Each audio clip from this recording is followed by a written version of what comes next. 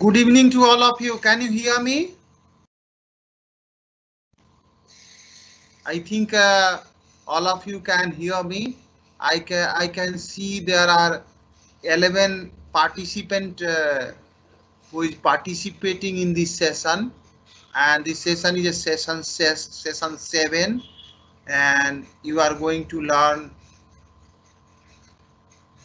sampling distribution.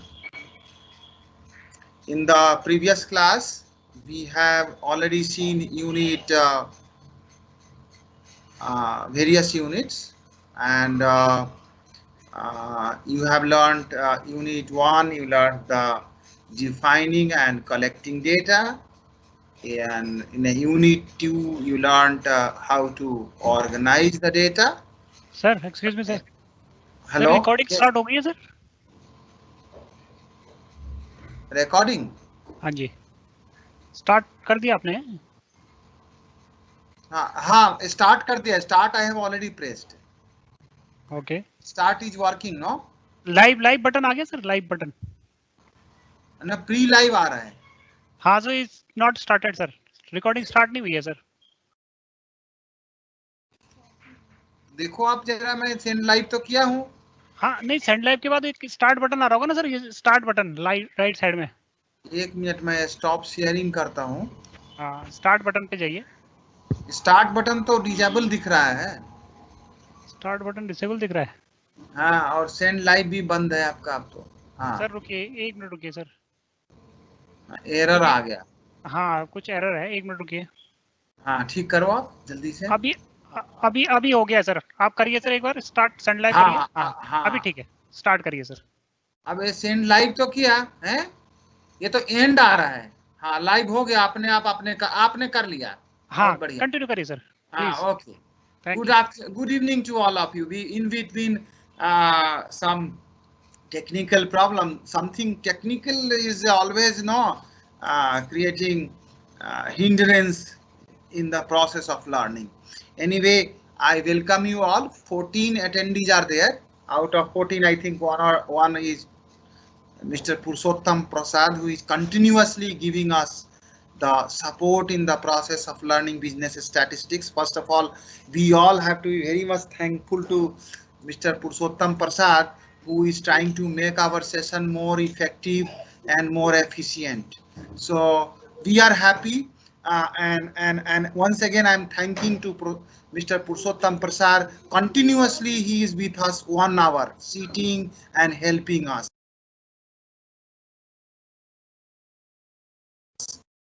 Of learning. We welcome you all. Now, as all of you are knowing, today you are going to learn the session 7, and in the you are learning session 7, and in the session 7 you are going to learn sampling distribution. Before starting the session 7, I'm just trying to give a pre-overview. An overview whatever we have learned till now. You in the unit 1, all of you have learned defining data and collecting data. I'm just trying to recall so that if you will finish this class and then you can go and once again you develop the interest and learn business statistics. So in the first unit you learn how to define the data and how to collect the data, and you also learn the difference between population and sampling. In the unit 2, all of you are knowing, once you are collecting the data, means facts and figures. So these facts and figures you used to call raw data. So that is to be organized, that is to be presented. Data have to be presented, and all of you know that data are represented in 3 ways. One way of representing data is tabular form of representation, that is called organizing the data. You learned in the unit 2. Second form of representing the data all of you have learned, that is called graphical form of representation, and in the unit 2 itself you learned visualization. So organizing the data and visualizing you learned in the unit 2. In the unit 3 you have learned analyzing the data, calculating the central tendency, mean, median, mode, then the variance, then covariance, then coefficient of variance and coefficient of correlation. Once descriptive statistics, unit 3.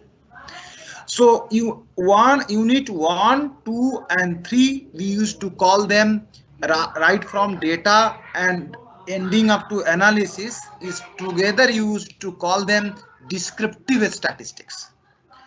In the unit 4, all of you have started a fresh journey wherein you started to know, understand about the chances, because business is full of uncertainty.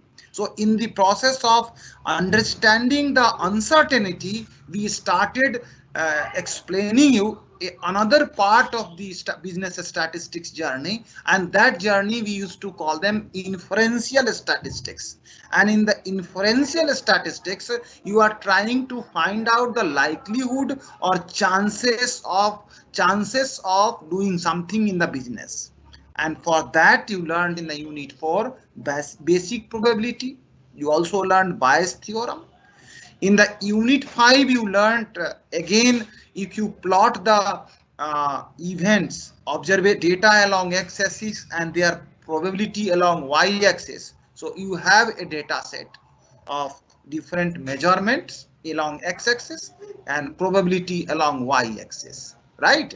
So if your measurement is counting and the probability along y-axis is y-axis, you are taking their counting probability in the whole business setup, then you used to call them discrete probability. That you have learned in unit 5. And discrete probability are of two types. Discrete probability distribution are of two types. All of you have learned binomial distribution and Poisson distribution.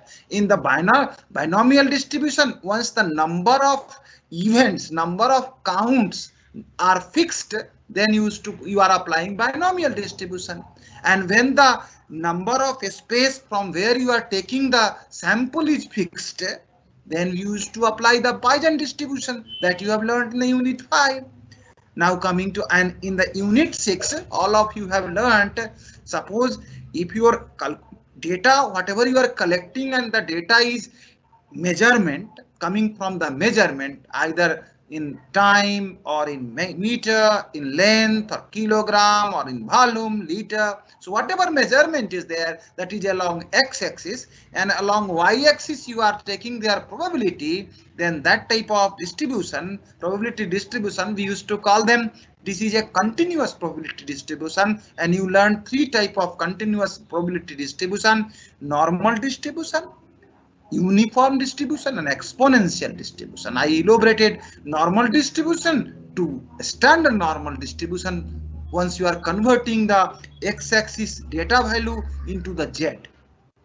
And detail we have already explained. I have given you just a simple idea, so that I request all of you must revise from unit 1 to unit 6. Today I am going to explain you the another type of distribution. You have already learned discrete probability distribution, continuous probability distribution. Today I am going to explain you another type of probability distribution. It is called sampling distribution. I am just taking you to the PowerPoint slide. All of you can see now the PowerPoint slide. I'm just 1 minute. Please hold on. I think all of you can see me. Yes, I think all of you can see me. I am going to share you the PowerPoint. And let me check the bad connectivity it is showing. I am trying to share the screen. Now all of you can see my screen. I am just sharing you. Today, all of you can see now. Today you are going to learn the chapter 7. Chapter 7, all of you see here, chapter 7 is sampling distribution. Am I clear? All of you, if you are sitting with the book, kindly refer sampling distribution. This is your session 7.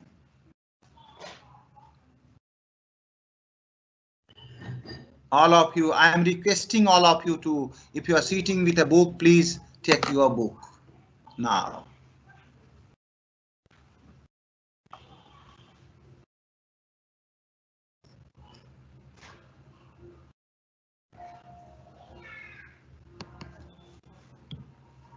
1 minute. Please hold on.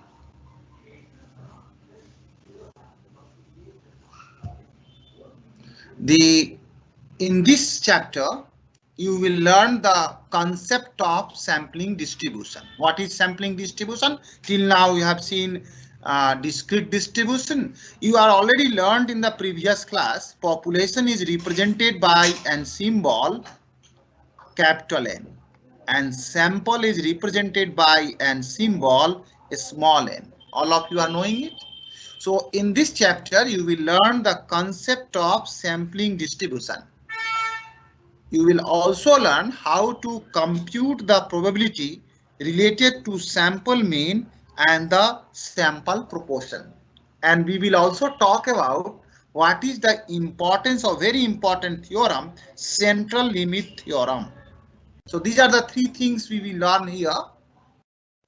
Let us try to see sampling distribution. All of you have seen, once you are talking about the distribution, you are taking either along x-axis, you are taking the, in case of discrete probability distribution, you have taken the counting 1, 2, 3, 4, 5, and their pertinent probability you have taken along this axis. In case of continuous distribution, you have also taken the measurement along in the column 1 and the probability along column 2. But in case of sampling distribution, let us try to see. A sampling distribution is a distribution of all the possible values of sample statistics of a given sample size selected from the population. Now let us try to understand with a graph. Suppose this is your total population. Let us try to understand with an example of your company only. Suppose you are working in a company. Can you hear, all of you? Let me check the, now it's okay. You are working in a company where the total population is 5,000. Am I clear? Suppose you have taken the total population is 5,000. You want to pick 50 as a sample size. Small n is 50. Am I clear? So this is your total 5,000 in this rectangle, and you can pick 50 from here, from anywhere you can take. Suppose you have taken one sample of 50, that is S1. You can take another sample. In so many sample you can take. S2, you have taken a sample. This also a group of 50 from the same 5,000. You can take another group of 50 from same 5,000. Am I clear? So like that, one can have a different sample S1, S2, S3, S2, S3, S4, Sn, like that. Each sample is carrying 50-50, so their sample size is 50. It can be 30, 40, anything can be possible. Let me tell you, anything is possible. But here in this particular case, you are taking 50-50 uniform. Suppose this n may be different. That is also possible in this situation. You have in the column 1, you have the different samples, different group of sample. In the column 2, you have their sample size, and suppose if you have taken the S1 group, this S1 group, and you are counting the, and this is the age data of first S1 50 student, 50 employee age. Are you thinking the age of this 50 employee, suppose you calculated, added all the age, X1 plus X2 and 2x50 of the first group and divided by 50, you got the mean of the sample S1. Am I clear? Similarly, you will get the mean of the sample S2. Similarly, you will get the mean of the sample S3. Similarly, you will get the mean of the sample S4 also. Am I clear? So now you have the third column wherein the different sample mean is there. Am I clear? So you have the X1, x1 bar, x2 bar, x3 bar, x4 bar, and xn bar all are there.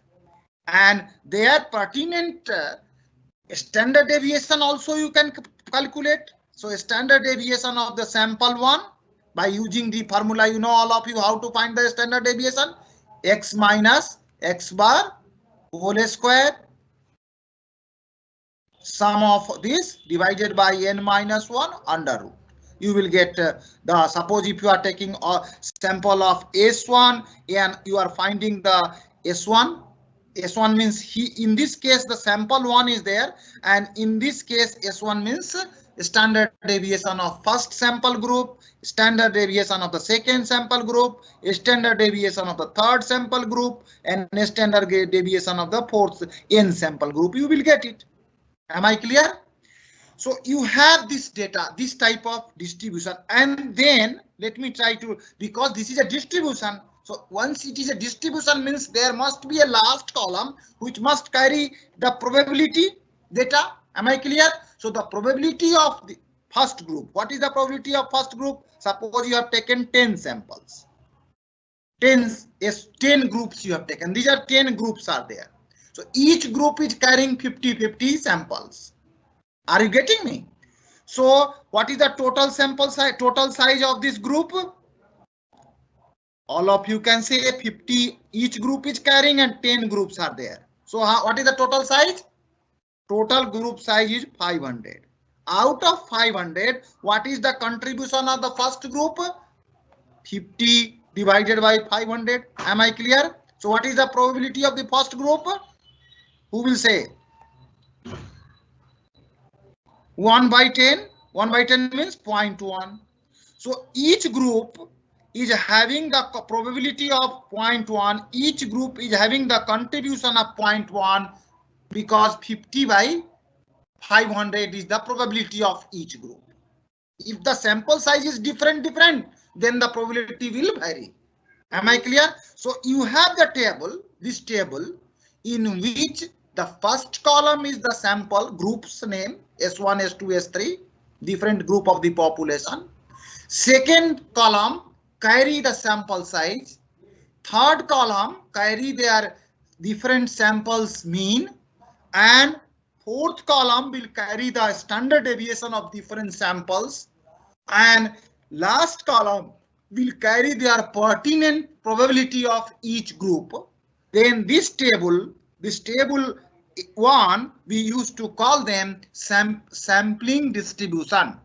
Now let us try to see this illustration which is given in this PowerPoint itself. For example, suppose now you will understood it. Now you can understand the illustration, example here, case study here.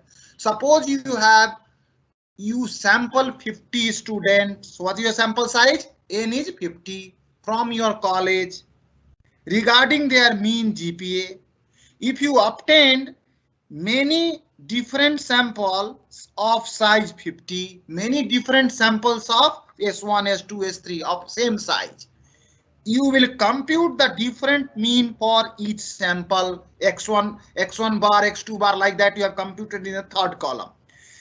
We are interested in distribution of all the potential mean GPA we might calculate for any sample of 50 students. We are interested in the distribution of all potential means GPAs we might calculate for any sample of 50 students. Now, to understand with a small problem, you will understand it in a better way. Suppose 4 students are there of IMT CDL. Suppose one student A, B, C, and D. So my 4 student only suppose is participating this class. So what is my population? All of you know capital N is equal to 4. Now I have asked from A student, what is your age? They told 18 years, B 20 years, C 22 years, and 24 years. Am I clear? So you have the population capital N and their age is there. So can you find out the population mean? All of you are knowing. What is the population mean here? Mu. And what is the formula for calculating population mean? Summation of all xi divided by capital N. So what is the mean here? All of you do along with me. Add 18 plus 20 plus 22 plus 24 divided by 4. Am I clear? So all of you do it. In the next slide it is there. We have done, this is called population mean. We have already calculated. And we got the population mean of my whole population is 21. I'm not talking about the sample distribution. I'm talking about first the population mean. Am I clear? Then we can find out the sigma. Sigma stands for, all of you are knowing, this is, I am talking about not the sample mean, the standard deviation. This sigma, this you read sigma, 6 sigma. So this sigma is there in the 6 sigma. Sigma is population standard deviation. All of you are clear now? And the formula for finding out the population standard deviation is this one, and we calculated this sigma population standard deviation. Am I clear? And if you see the population standard deviation, because you have, what is the probability here?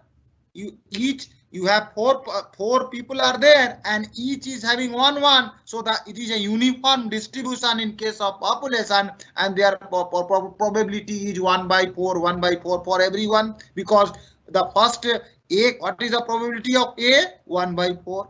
A 18-year students, what is the probability? 1 by 4 means 0.25, because one student is there with a 18-year age, and total 4 is there in my population. So 1 by 4 is the probability of 18 years. 1 by 4 is the probability of this. And so my distribution here is a normal distribution or uniform distribution. So this is a uniform distribution. All of you recall the unit. Now the same picture, I am going to make the sample. You have a population wherein you have 18-year boy, 20-year boy, 22-year student, and 24 is there. This is my population. I can make different samples. Suppose I can make a sample of 1824. I can make a sample. This is your S1. I can make 1822. I can make 1823. So different type of possible samples you can make from this population. So how many possible samples are there? I have already done here. I have taken possible samples. I have taken. The first is 1818, 1820, 1822. So 16 possible samples. Sampling with a replacement is there. So developing a sample from the same population of 4 students, we can make 16 possible S1 to S16 we can make. Am I clear? Now we have the sample data. First sample S1 is 1818. This is S2 is 1820. S3 1823. Am I clear? Like that you have S16 which is 2024. Now you have to find out the mean. All of you know how to find out the mean. The formula is simple. Same formula is there. You have to divide by a small n. So first sample S1 is having 1818. So what is the 18 plus 18 by 2? So the first sample mean is also, this is the mean value, x bar of each sample, xi. X bar of first sample is 18 plus 18 by 2, so 18 is there. So in this table, we have kept the different possible samples. In this table, we have noted down all the possible S1 to S16, all the possible all the sample means. So here you can see 18, 19, 20, 18, 19, 20. If you write like this, if you want to write like a contingency table, this is called contingency table, then it will be easy for us to understand. So you have the extra XSI also. So this is the way we can make the sample mean. So we have the 16 samples we can make from the same population of 4, and we have the sample mean here. Now coming to the, am I with you, friends? I think so. Now I am just going to do one thing. You can also do with a pen and paper also. what you have done is, you have 16 samples, all the samples I have taken here. And now I'm just, you see here, how many 21 is there in this group? 21 is 4. Am I right? So what is the 21? So you have the different 21 is the probability of 21 is 4 out of 16. Am I clear? 4 out of 16. So 4 out of 16 means 1 by 4. Am I clear? So 1 by 4 means 0.25. So 0.25 is the probability of 21 because 21 is coming 4 times. So 21 is a sample mean in my sampling distribution, which is having the probability of 0.25. Similarly, you have 20. 20 is also of how many times? 3 times. So 3 by 16. So 3 by 16 is the probability which is here. So each sample mean and their pertinent probability, 18 is 1 time. So 18 is the probability is how much? 1 upon 16. 1 upon 16 is this one. The 19 is of 2 times. So 19 upon 2 means 2 upon 16 is here. So like that we have plotted a bar chart or histogram. You can put this data onto the Excel. 18 frequency, 18 probability you calculate, 19 probability you calculate, 20 probability you calculate, 21 probability you calculate, 22 probability you calculate, 23 probability you calculate, and 24 probability you calculate. And then you go and visualize it through the bar chart or histogram. You will find this type of curve, this type of graph. So this graph is a symmetrical graph, all of you know. So is it a uniform distribution or a normal distribution? You know, you can see a symmetrical curve, and this type of curve is called normal distribution curve. Am I right? So earlier the same population was uniform. Now you have converted into a sampling distribution where you got a normal curve, no longer uniform. I'm going very slow because you people have requested me to explain slowly. So that's why I have done it.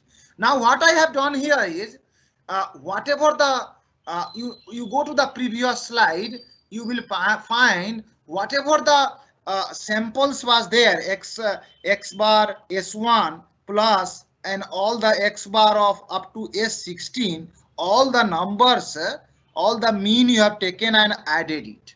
And then you divide it by the sample size. As you know, the formula is xi upon n. So for my summary measure of the sampling distribution, that is called the mean of the samples groups, mean of the groups, we have calculated and we found 21.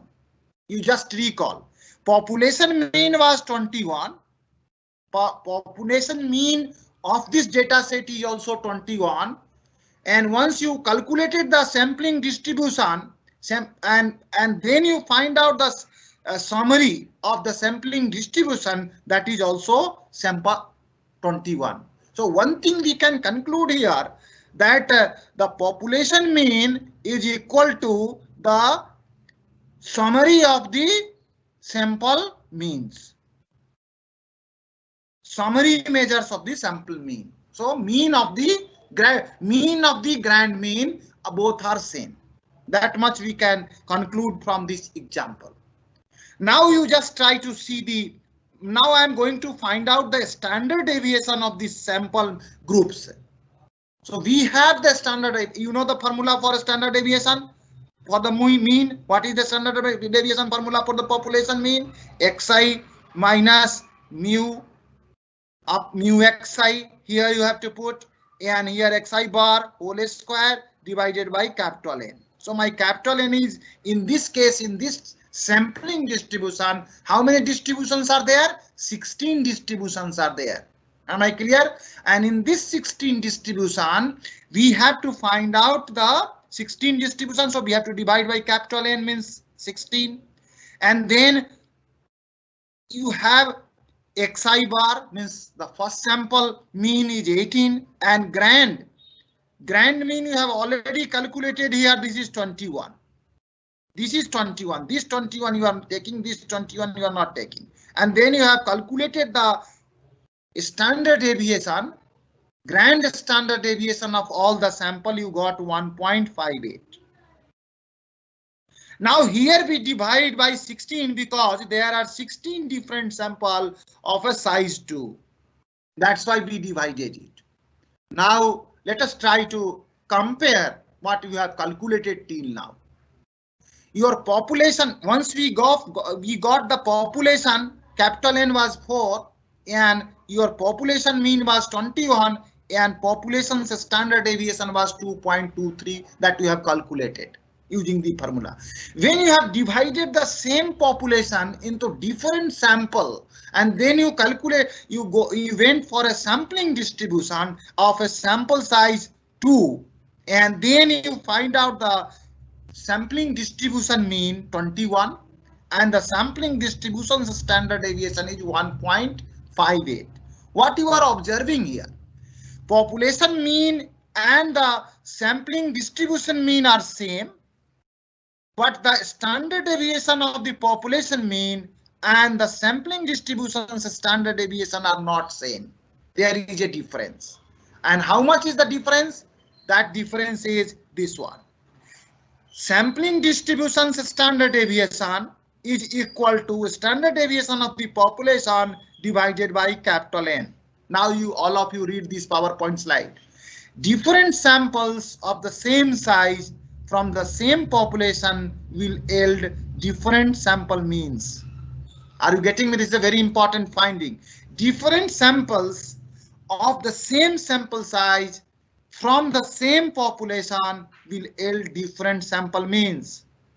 A measures of the variability in the mean from the sample to sample is given by the standard error of the mean, and this standard error of the mean is sigma upon under root n. Am I clear? So if you divide 2.23 divided by under root 2, you will get 1.53, whatever you have got it.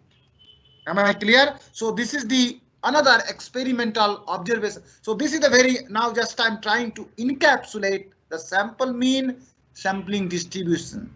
If the population is normal, with the mean mu and a standard deviation of sigma, the sampling distribution of x bar is also normally distributed with the sampling distribution mean and the population mean are equal in case of a normal distribution, normally distributed business, and the sampling distribution standard deviation is equal to the population mean, population's standard deviation divided by under root n. Am I clear to all of you? This is a very important formula. With this illustration you learned. Now all of you have seen the first formula, mu x sampling distributions mean average is equal to population mean, and the sampling distributions standard deviation, this is called sampling distribution standard deviation, is equal to the population's standard deviation under root n. Now I'm just going to find out if the same thing is applied here in case if you are calculating the z value. As you have already learned, for calculating the z value in the unit 6, what you have learned? X minus mu upon sigma. Once you are talking about whole population. Once you have, if you are calculating z, once your population mean and population's standard deviation is known. Now what will be the formula for z once you don't have the population mean and population's standard deviation? You are working on a sampling distribution. The formula will, nothing will change, only thing will change, the x, in place of x you are making the x bar. What is this x bar? X bar is the pertinent sample mean of one group, S1 group, minus grand average of the sampling, all the sampling groups. That is called mu x bar. divided by sigma x bar. Now you just put the formula, this formula you are putting here, and this formula I am replacing. So x bar is equal to minus mu x bar will become mu, because mu x bar and mu is same. So I just replaced what is this x bar here? X bar is the sample mean of each group, and you want to find, you will get different Z1 for the first group, Z2 for the second sampling group, Z3, Z4, like that. You will get another column in your table after probability, wherein you have a Z value of different sample size, and this Z value and this sigma x bar means sampling distribution sigma upon under root n. So this is the formula you got, how to calculate the Z once your Z value of the sampling distribution of the mean is, if you want to calculate the Z value of different sampling groups in a sampling distribution. Now let us see sampling distribution properties. All of you have already seen the sampling distribution properties is mu x is equal to mu. So here is the mu, central tendency in the normal population distribution. Central tendency, what is the most important property of a normal distribution? Mean, median, mode are at the same point. Data is symmetrically distributed on both sides of the central tendency. This is the graph. So normal population distribution. Now x bar is unbiased normal sampling distribution. Also, if you will plot, you will get here is the mu x, because both are same. But why it is the spread is, if you see here the spread is sigma, and here a spread is sigma x bar, and you know the formula of sigma x bar is sigma upon under root n. If you recall the previous example, it is 2.23 and this is 1.53. That's why you see the spread. This is spreaded, more spreaded if you are plotting the normal population distribution, and if you are plotting the sampling distribution, it is less spreaded because sigma is little bit lesser, spread is less. Am I clear? Now all of you can see here.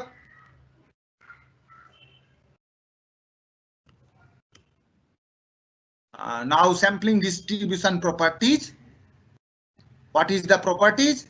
As n increase, sample size increase. Earlier it is 2.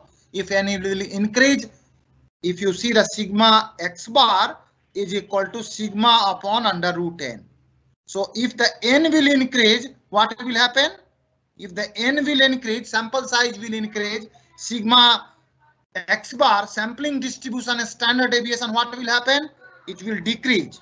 So as you will increase the n value, this spread will become very close to the central tendency. As you increase, suppose here n is small.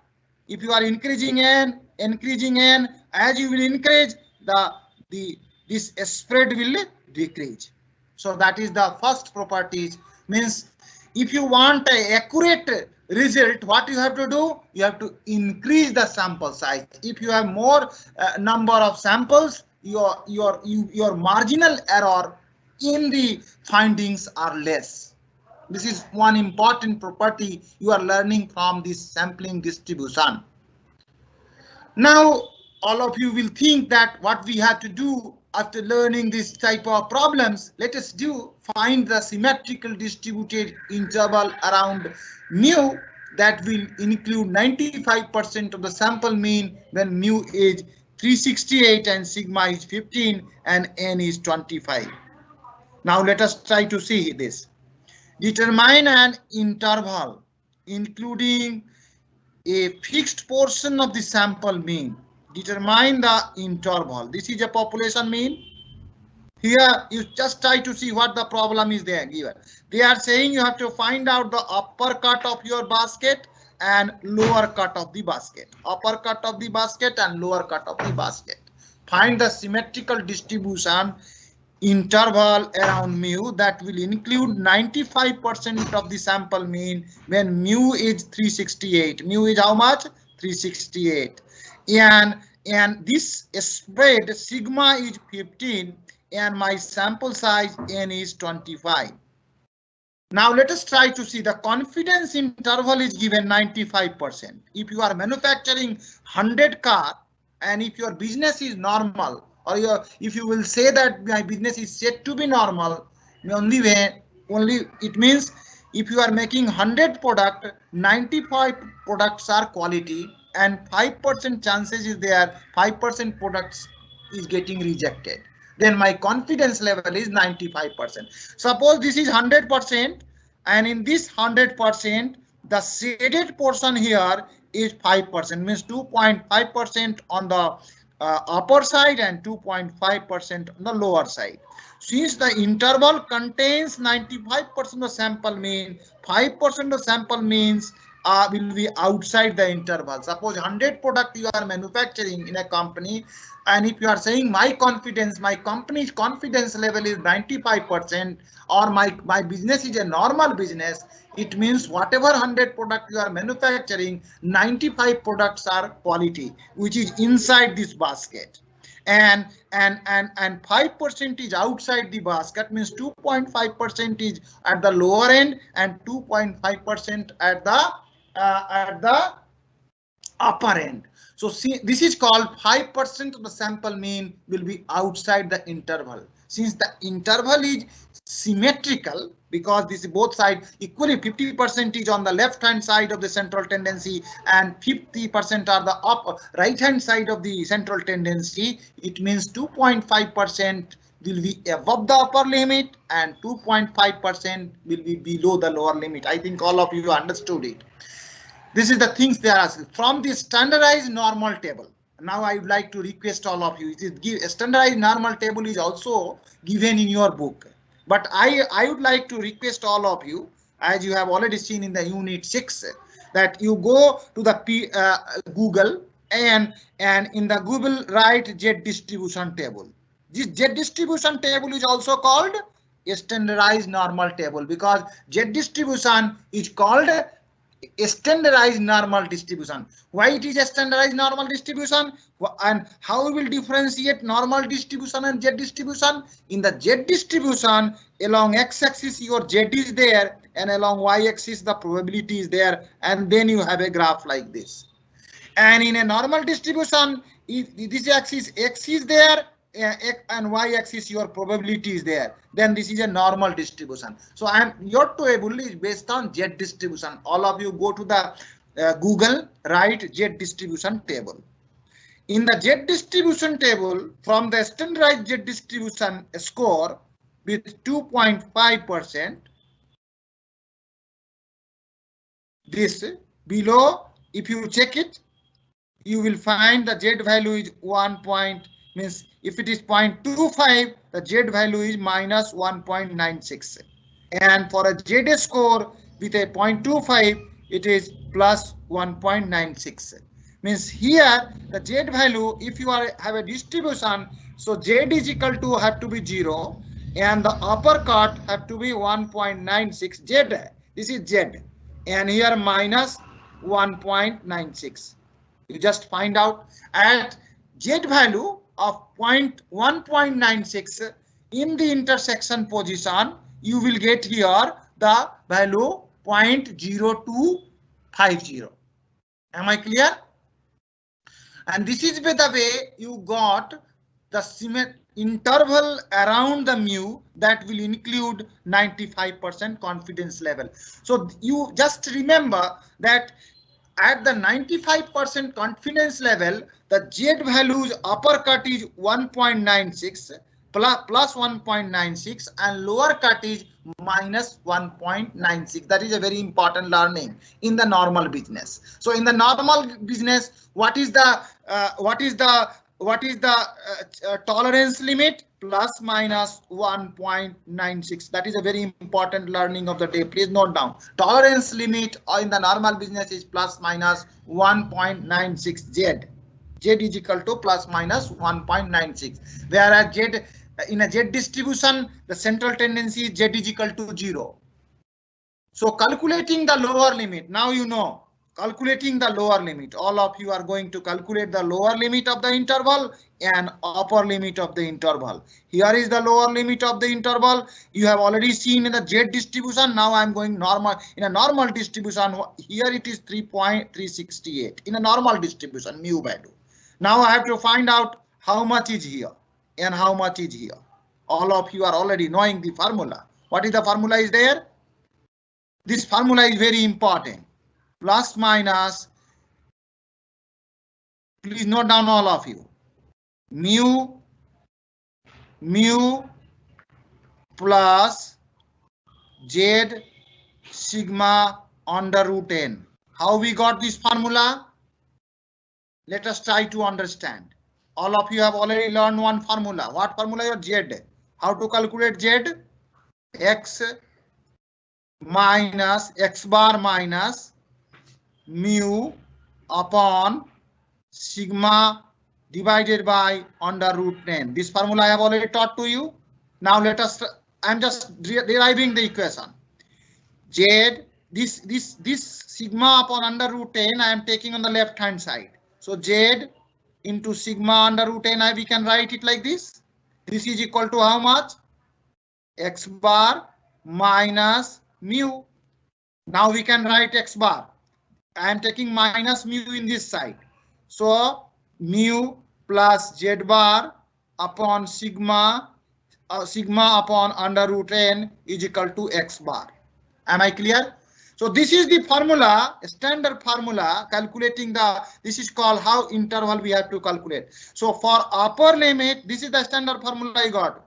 J x bar is equal to, for x bar upper and lower, mu plus minus Z upon Z into sigma under root n. So we calculated here mu plus Z upon sigma under root n. So 368 plus, this is the calculating the interval, and Z value I am putting here. Formula is same. You see here. In the first case you write plus minus or simply you write plus. Nothing will happen because Z value is going to change. Mu plus bracket 1 minus 1.96 into sigma value is given in your problem 15 by 25. So you got this value is 362.12.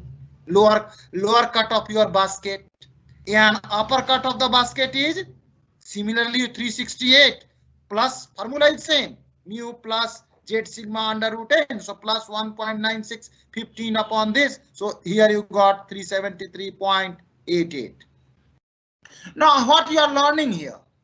Suppose if you are manufacturing any product in the market, and if you are every day you are manufacturing millions of product every day. On the top of that, you are writing on the top of the wrapper there a specification as 368. Are you thinking millions of product, whatever you are manufacturing, all is having the same 368 specification? Not at all possible. So what should be the upper cut and what should be the lower cut? Suppose any product you manufactured and you check the quality and you found that it is a specification is 360. So it is inside this basket or outside the basket. So 360 is outside the basket. It means you are rejecting it. Are you getting me? So this particular problem is helping us to find out the upper cut and lower cut of the basket. And you are, as a business manager, you are already fixing the, if my any product whose specification is up to 362.12, we will accept it. We will say my product is a quality product.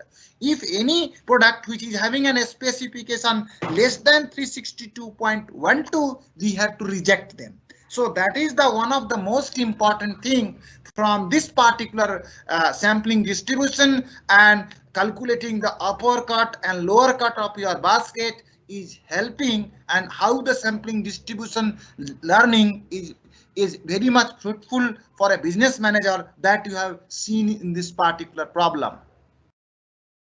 Now, one more important thing you have seen during the discussion of the previous cases, as the sigma value is increasing, as you have seen, sigma x bar is equal to sigma upon under root n. It means if the n size you will increase, the sample size you increase, the standard deviation, the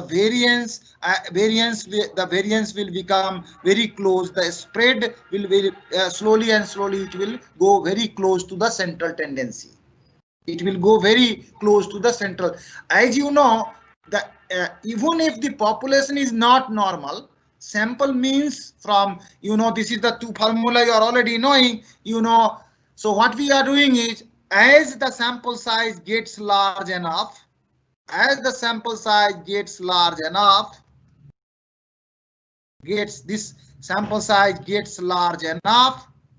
what is happening? The sampling distribution of the sample mean become almost normal regardless of the shape of the population. This is, you see here, earlier the n is like this. As your n is increasing, you are getting a normal distribution. This formula, this theorem, this is called central limit theorem. So what is the most important learning of from the central limit theorem is that as your n you are increasing, the business n is increasing, the things is getting normal and normal. So now one of the most important learning of from the central limit theorem is, whenever you go for survey, you have already seen during the unit 1, for collecting the data, two methods are there: census or survey. In the survey, you have to decide the sample size, how many people, and then you have to apply either a non-probabilistic sampling or a probabilistic sampling method. So if you are going for a survey, wherein you have to identify what should be my sample size. So for most distribution, n have to be more than 30. If n is greater than 30, means if your sample size is greater than 30, will give a sampling distribution that is nearly normal. This is the first learning of the day. It means whenever you go for the survey, are you thinking our sample have to be less than 30? No, that is the most important. If you want to make our distribution normal, we have to have the sample size greater than 30. That is the most important thing. For fairly symmetrical distribution, n have to be 15. Fairly symmetrical distribution, n have to be greater than 15. Means any case your sample size should not less than 15 for fairly symmetrical distribution. Now we will talk in the coming chapter, when we next class on S8, session 8, we will talk about hypothesis and hypothesis testing, where we have to use the sample. And then we have to collect the data, we have to frame a problem, and then we have to test it and say that yes, this problem is correct or not. So tomorrow we will talk about where we will use the sample, and on the basis of sample, different tests are used in the statistics. So if your sample size, if you want a perfectly normal distribution, sampling distribution, your sample size have to be more than 30. If you want to a fairly symmetrical distribution, your sample size have to be 15. And these things is emerging from our experiment, which we have learned through the central limit theorem. What is the central limit theory? As the sample size increasing, our distribution is becoming normal. For a normal population distribution, the sampling distribution of the mean is always normally distributed. Now, this is the problem, today's problem, all of you do. Suppose a population has a mean mu is equal to 8. This is the exercise all of you do. Mu all of you are knowing, and the standard deviation of the population, mu and sigma means whole population is given. Mu is 8 and sigma is 3. Suppose the random sample of size n, 36 is selected. So 36 is more, n is greater than 30. So you will get a perfectly normal distribution. What is the probability that a sample mean is between 7.8 and 8.2? Sample mean is between 7.8 and 8.2. All of you please note down the problem. Now let us try to see this. I am just showing you the solution. Here you see, even if the population is not normally distributed, the central limit theorem can be used. Here your sample size is more than n, so n is greater than 30. So the sampling distribution of x bar is approximately normal. Am I clear? Whatever learning you have done, on the basis of that you are doing this case study. Now I think all of you are clear. First thing you checked whether my sample size is greater than 30 as per the central limit theorem. Yes. So the sampling distribution is approximately normal. Approximately normal means you can write that my sample size is normal distribution is like this, and mu is 8. Mu is 8. That is given here. Mu is 8. Here is the 8. X bar. Now the standard deviation mu, what we have to do, a standard deviation is known to you and sample size is known to you. So what is the standard deviation for the sampling distribution? You know the formula, 100 root n. So I found out 3 upon 36 sample size, and then we got 0.5. Now let us try to see in the next slide. Solution we are going to do. What is the problem they are asking? You wanted to know what is the probability that your all the samples, whatever the sample mean you are calculating in the sampling distribution, have to be between 7.8 and 8.2. So probability of 7.8, the sample mean have to be between greater than, less than, sample mean have to be greater than 7.8 and lesser than 8.2. That is the things we have to find, and that we are going to find here. The first time trying to find 7.8, you know the formula 7.8 minus 8, you know the formula. What is the formula here? I have just find out the Z value. You see here, this is the Z. I'm converting this. This is X. So X I'm converting, X bar I'm converting into a Z. So how we will convert the Z? X bar minus mu upon sigma. From this formula, I calculated 7.8 minus 8 divided by 3 upon under root 36. So we have calculated this, and this is the formula here, and this is this. Now I'm just trying to, I have calculated here, Z is, the lower Z is lower Z is minus 0.4 and upper Z is plus 0.4. Now all of you have already go to the Z distribution table. From this Z distribution table, minus 0.4 and plus 0.4. So you see here minus 0.4 and plus 0.4. So if you go to the minus 0.4, and what is the total probability inside this? So 0.6554, that we have got the probability in the Excel also minus 0.4 you write, and then norms list minus, you can write it, you will get this value. You just subtract it, you will get 3.3108. So here you will get this, and now we can find out here population proportions. So it is your X is between this that we have concluded. Now population proportions. Population proportion means the proportion of the population having same characteristics. That is called population proportion. The proportion of the population having same characteristics. Suppose you have the whole population, and that population is carrying the same characteristics. That is called sample proportion. Same characteristics. That is called sample proportion. Number of items in the sample having the characteristics of interest divided by sample size. This is the formula we can find out the sample proportion. So small p is equal to X upon n. So the p value, one of the importance, the population sample proportion is always between 0 and 1. P is approximately distributed as a normal distribution with n is large. Now, this is the sampling distribution of P, which is given here in this PowerPoint slide. We can also calculate the Z value for the proportion by making a little change in the same manner as you have learned in case of X.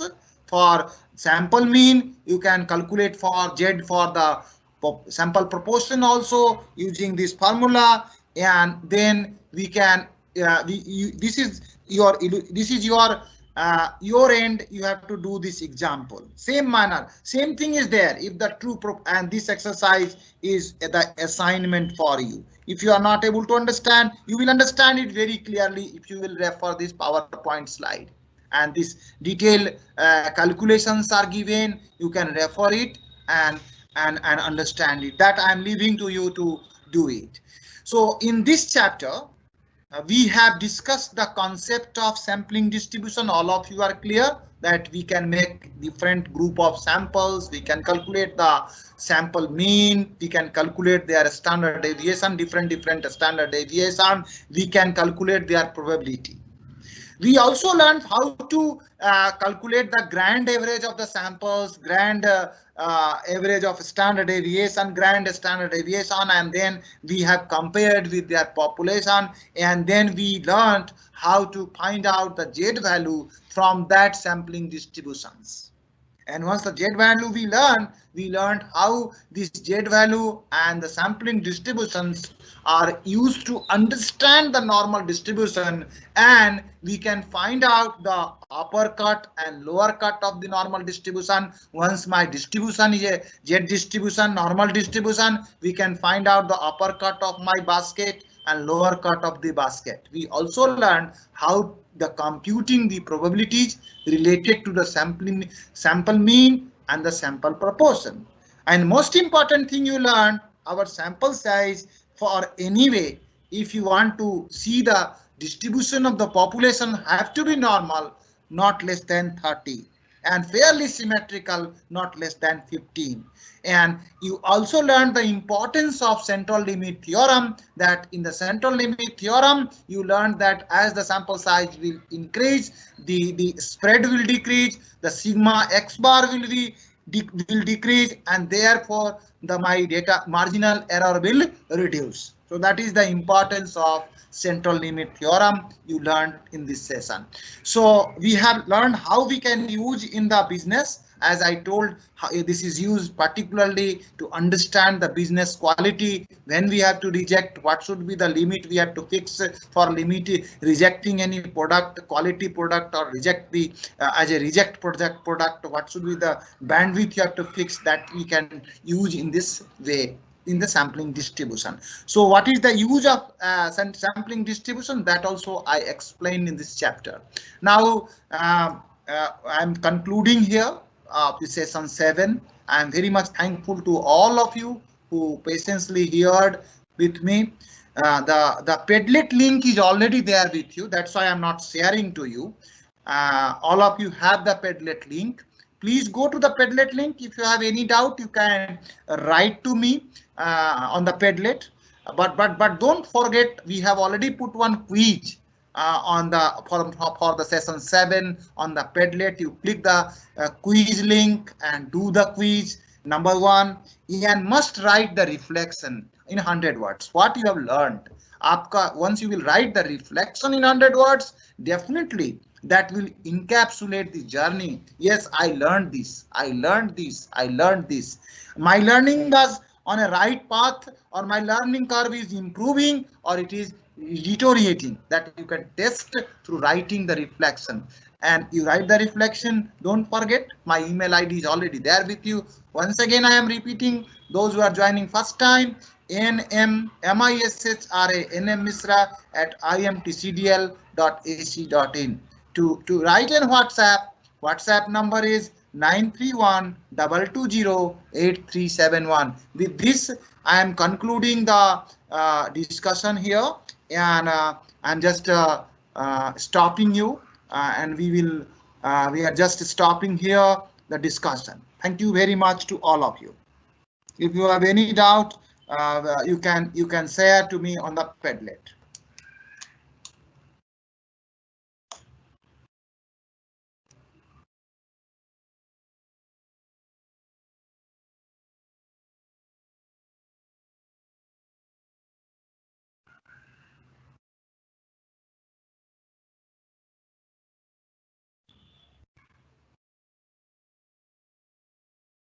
So thank you very much. Goodbye.